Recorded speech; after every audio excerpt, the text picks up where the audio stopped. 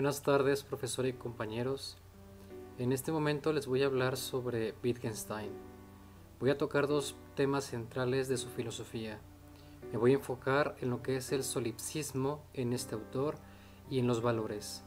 Los valores están estrechamente vinculados con su mentalidad y su perspectiva del solipsismo.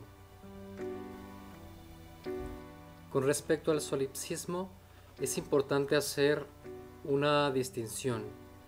Primero, hay que ver que el tema de la experiencia en Wittgenstein es irrelevante para su filosofía, el cual tiene como fundamento la lógica. Las experiencias personales, las vivencias y lo que le pasa al sujeto no son temas a tratar para postular las condiciones de un lenguaje formal correcto. Ahora bien, si Wittgenstein utiliza continuamente la primera persona en su filosofía, es porque pretende realizar un análisis lógico de la experiencia en general. Por ello, la primera persona en realidad es impersonal. No se refiere a un sujeto concreto, sino al sujeto en general. Para el autor del Tractatus, el discurso filosófico es forzosamente un discurso lógicamente asignificativo e ininteligible. ¿Qué significa esto? Que en general el discurso tiene significado solamente para la persona que lo está pronunciando. Ahora, como vemos, Wittgenstein rechaza toda creencia de un yo metafísico. Siguiendo la analogía del ojo, dice que no es posible encontrar un sujeto metafísico en el mundo. Claramente dice: hay realmente un sentido en el que se puede hablar en filosofía de un yo de un modo no psicológico. Si hay un sentido de individualidad, esto ya es mi comentario personal, y de identidad personal que es real, legítimo, incuestionable, este dista mucho de ser un yo metafísico tal como lo entiende la filosofía tradicional, específicamente la filosofía medieval. Cada sujeto, es decir, cada persona, representa un yo, pero el sujeto no pertenece al mundo, sino que es el límite del mundo. Esta última frase es un comentario explícito de la filosofía de Wittgenstein. Otra filosofía para entender, ¿qué es el límite del mundo en su pensamiento? Él nos lo responde de manera más o menos indirecta. Él dice que el mundo es mi mundo, se muestra en que los límites del lenguaje denotan los límites de mi mundo. Ahora bien, para Wittgenstein, el único lenguaje que yo como sujeto comprendo es el lenguaje de la primera persona, de las autoadscripciones de estados mentales, pensamientos, imágenes y todo lo que ello conlleva. Ahora bien, como ven, para Wittgenstein no se refiere a un lenguaje concreto, un lenguaje en el cual podamos decir que solamente yo comprendo, ¿ok? El lenguaje al que él se refiere es el lenguaje en el cual solamente yo sé lo que significa, porque solamente yo sé lo que estoy experimentando y percibiendo de manera única. Una frase que también nos aclara esta cuestión dice: una vez que alcanzo los límites en el horizonte de mis experiencias posibles, con lo que me topo es con el mundo. Porque para Wittgenstein, los objetos de la experiencia inmediata son los objetos de la realidad, es decir, no son objetos privados. Con esto, Tomasini, un autor que trata mucho sobre Wittgenstein y trata de explicar su pensamiento, dice que el solipsismo de Wittgenstein es un solipsismo sensato. ¿Por qué? Porque evidentemente él no solamente se cierra a su única percepción y comenta que su realidad es única. Es decir, él ciertamente tiene un lenguaje único que solamente él comprende, pero él realmente interpreta y percibe lo que hay en la realidad, es decir, en el mundo. Por eso, él dice que los límites de su mundo, es decir, del mundo de uno, son los límites del lenguaje. es decir, hasta donde yo alcanzo a percibir y expresar. El resto, es decir, el resto es el mundo concreto al cual yo percibo, pero solamente yo de manera única y personal lo interpreto. Bien, al describir la realidad, lo que hago es describir mi vida. No puedo hacer otra cosa, realmente. ¿Ok? A diferencia del solipsismo tradicional, como lo venía comentando hace rato, el solipsismo wittgensteiniano recalca que al tiempo de que el sujeto habla el lenguaje que solo él comprende, lo hace para describir la realidad que percibe. Es decir, hay una apertura al mundo. No se queda uno encerrado en sí mismo. Recuerda que una frase que él comenta es: dado que yo soy el microcosmos, yo reflejo a través de mi pensamiento y mi lenguaje la lógica del mundo, que es perfectamente objetiva, aunque esto realmente ocurre en cada sujeto para Wittgenstein.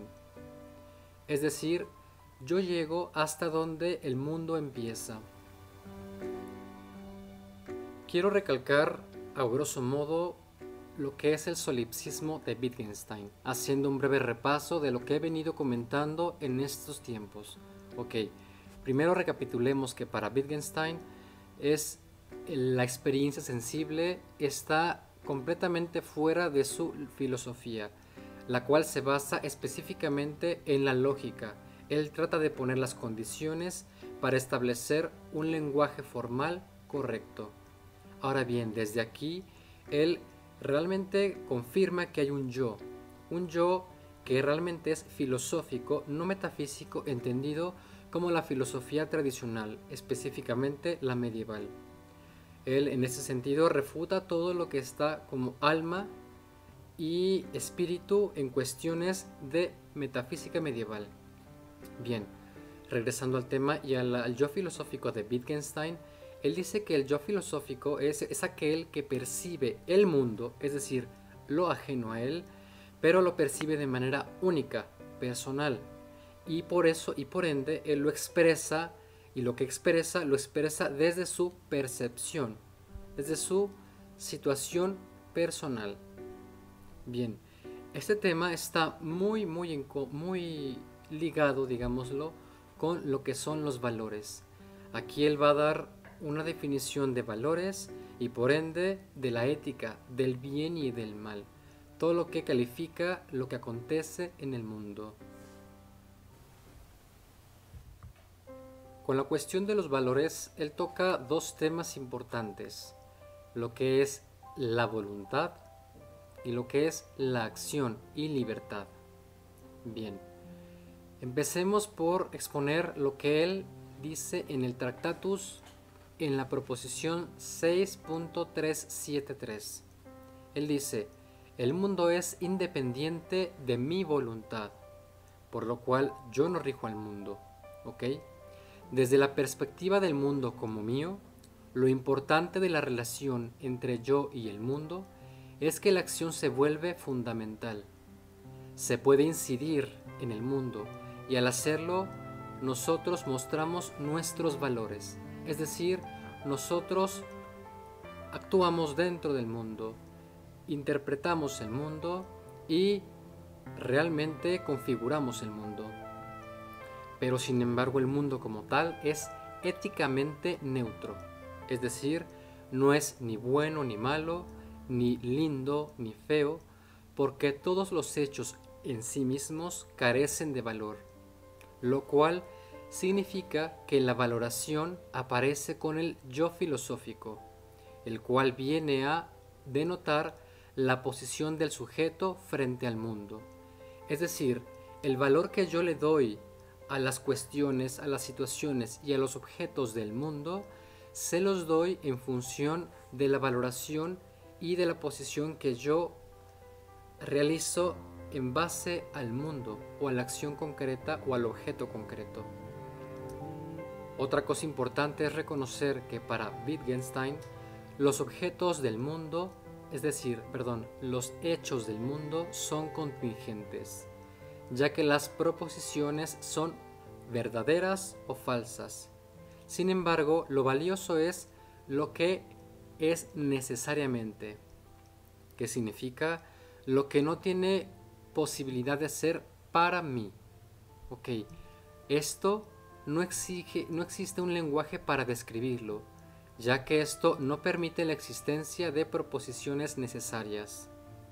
El mundo no es solo aquello que yo me represento intelectualmente, sino aquello sobre lo cual actúo, que me gusta o me disgusta, que me produce placer o dolor. Todo aquello que trato de modificar en función de mis deseos, de mis creencias y cuestiones semejantes. Ahora bien, tomando en cuenta lo anterior, se debe distinguir el mundo de dos maneras. Primero, independientemente de la voluntad del sujeto, es decir, de su acción, de la interacción del mundo con el sujeto. Y por otro lado, de cómo es como resultante de ella misma, es decir, con la misma interacción que intentábamos anteriormente eliminar. Tomando en cuenta lo que hemos visto hasta ahora, con respecto a los valores, al mundo y a la interacción del hombre, del sujeto, en él, se puede ver que el lenguaje moral puede resultar ambiguo, lo cual nos lleva a reconocer que se puede valorar como bueno o malo desde dos perspectivas diferentes. La primera, desde los hechos en sí, es decir, desde el mundo en sí sin interacción del hombre. Y la segunda, desde las intenciones, la voluntad y los deseos del mismo sujeto. Como vemos, desde un orden factual, lo bueno suele ser lo útil y lo conveniente, pero este orden apunta siempre a situaciones descriptibles, es decir, podemos dar razón de ellas de manera muy tácita y tangible. Hay además otro orden donde se denota lo bueno como lo correcto, lo virtuoso, etc., que no apunta en sí a nada nombrable y solo sirve para expresar lo necesario para el sujeto. De esto último es de lo que el pensamiento de Wittgenstein no podemos hablar, sin embargo es un deseo inherente del sujeto intentar expresarlo, es decir, intentar expresar mi satisfacción o insatisfacción moral independientemente del orden factual.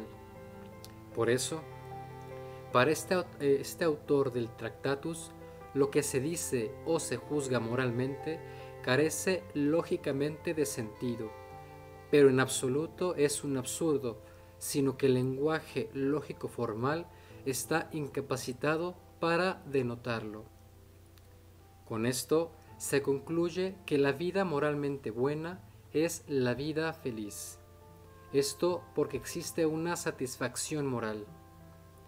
Hay que distinguir la satisfacción moral de la factual, la cual esta última es específicamente lo que tiene que ver con satisfacción sexual, digestiva, todo en el orden de la cuestión tangible. La satisfacción moral, por su parte, es aquel deseo cumplido en el cual nuestra vida es aquella que queremos que sea. Como vemos, hay una diferencia muy grande de una ética de Wittgenstein a una ética tradicional. Esto, según él, es difícil poderlo nombrar, es más, imposible poderlo nombrar en un lenguaje formal correcto. Sin embargo, es necesario y por ello no se excluye como un absurdo. Personalmente considero que el tema del solipsismo y de los valores en Wittgenstein en ciertos puntos sigue vigente. Por ejemplo, en la cuestión moral podemos ver que al menos sí, yo creo desde una lógica o desde un lenguaje formal correcto, no es posible denotar o nombrar las experiencias o las expresiones del hombre, del sujeto en esa situación concreta. Esto es algo muy personal y muy experiencial. Claro, no por eso significa que la moral sea subjetiva. Sin embargo, sí creo personalmente que no incumbe a la lógica formal correcta el poder denotar si algo es bueno o malo en una ética moral o en una perspectiva moral.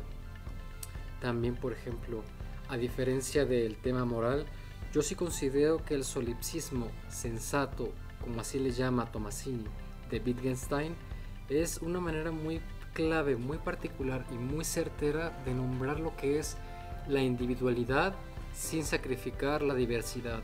Es decir, el individuo como tal existe, es un yo concreto, muy particular, y además que se abre al mundo, que también en cierto modo es diferente o totalmente diferente a él.